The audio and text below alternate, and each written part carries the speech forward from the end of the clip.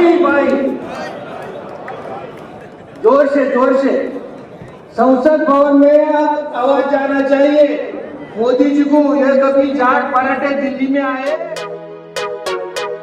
जितने भी आंदोलन हुए हैं पिछले वर्ष, ये जो 2 टेन्योर से सरकार, भारतीय जनता पार्टी की सरकार चल रही है, इसमें अगर सफल आंदोलन हुआ है तो वो किसानों का आंदोलन हुआ था, जिसको कि सरकार ने कहा था कि ये जाटों का आंदोलन है। अगर हम इसको सही बात मान लें, जैसा कि अभी आप कह रहे थे कि जाट आंदोलन नहीं करते हैं, तो उनको जो है आंदोलनजीवी कहा गया था। जाटों के नाम पे जाति आधारित उस आंदोलन को संज्ञा से जो है उपाधि दी गई थी। तो ये तो कहना गलत है कि जाट जो आ रहा है कोई भी आंदोलन नहीं करते हैं। और आज का जो ये महासम्मेलन है, इसमें भारतवर्ष से 13 राज्यों से यहाँ के प्रतिनिधि आए हुए हैं। और ये आज का आंदोलन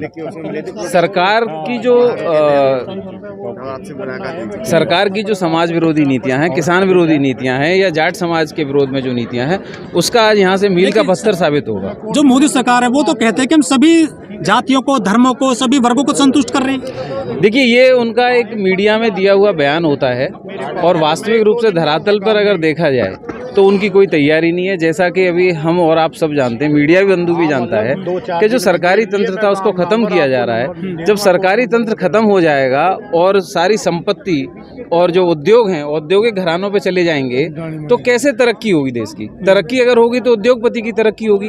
उद्योगपति की एक अपनी उसकी मंशा होती है, उसकी मर्जी होती है, उसको जितने कर्मचारी अधिकारी रखने होते हैं वो उतना ही रखता है, बाकी उसको आवश्यकता नहीं है तो वो नहीं रखता है। तो सरकारी कर्मचारी काम नहीं करता है।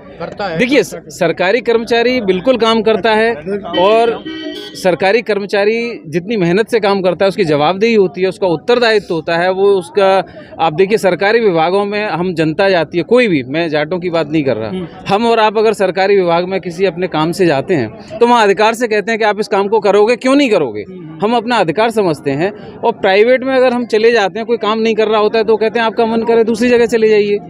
तो सरकारी तंत्र होना इसलिए बहुत आवश्यक है। चौधरी साहब, जाट तो एक मजबूत कौम है हमारे देश की, क्या आपको भी आरक्षण की जरूरत है वाकई में? देखिए, जाटों को आरक्षण की इसलिए आवश्यकता है कि जाट जो बेसिक जो कौम है, अगर उसमें हमारे कुछ जैसे हरियाणा है, पंजाब है, दिल्ली के आसपास के कुछ जो अच्छे संपन्न जाट हैं, वो तादाद में बहुत कम है।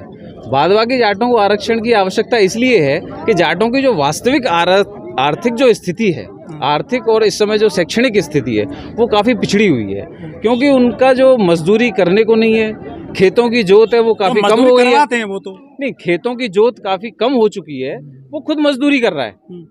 वो मजदूरी पूरे परिवार को लेके खेत में काम करता है, गाय भैंस पालता है, खेती का काम करता है, दूसरी जगह मजदूरी करता है। चूँकि वो शारीरिक रूप से जाट जो है सशक्त है, इसलिए लगता है कि वो मजबूत है।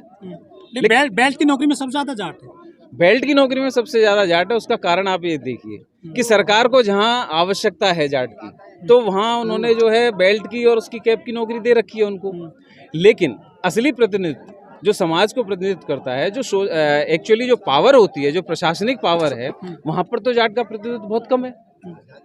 जाटों का जो हरियाणा के जाट तो बहुत विकसित है।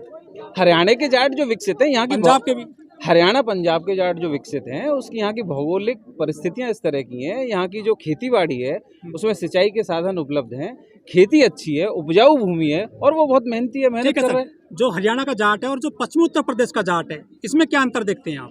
नहीं, जाटों में कोई अंतर नहीं है, सभी जाट एक समान है, लेकिन यहाँ की चंडीगढ़ के तो अलग तरह से दिखते हैं। भौगोलिक परिस्थिति और जो उनकी खेती बाड़ी है, जो उपजाऊ है और जो उपज है, उसके आधार पे वो थोड़ा सा संपन्न है। लेकिन ऐसा नहीं है कि जो बाकी तबके के लोग हैं। अब आप देखिए, जो बिजनेस करते हैं, आप जो बनिया तबका है, जो जिसको हम वैश्य समाज कहते हैं, वैश्य समाज का एक छोटा सा भी जो दुकानदार होगा, उसकी आमदनी हमारे एक जो बढ़िया से किसान से भी अधिक होती है। उसकी किसान का जो वो है, अपने पूरे परिवार का जो लगा के जो मेहनत करता है ना, और वो मेहनत करके जो पाता है वो दिखाई देता है।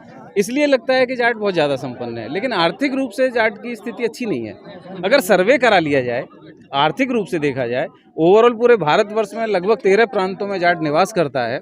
वहाँ जाटों की स्थिति आपने दिल्ली के सराउंडिंग तो बहुत अच्छी है, ये बहुत मजबूत यहाँ पे रहा है। लेकिन 2016 में जो आपने आंदोलन किया था हरियाणा में, जाट आंदोलन, उसमें काफ़ी FIR हैं, जेल भी लोग गए हैं, अभी जेल में ही हैं, कई लोग दोषी सिद्ध हो चुके हैं।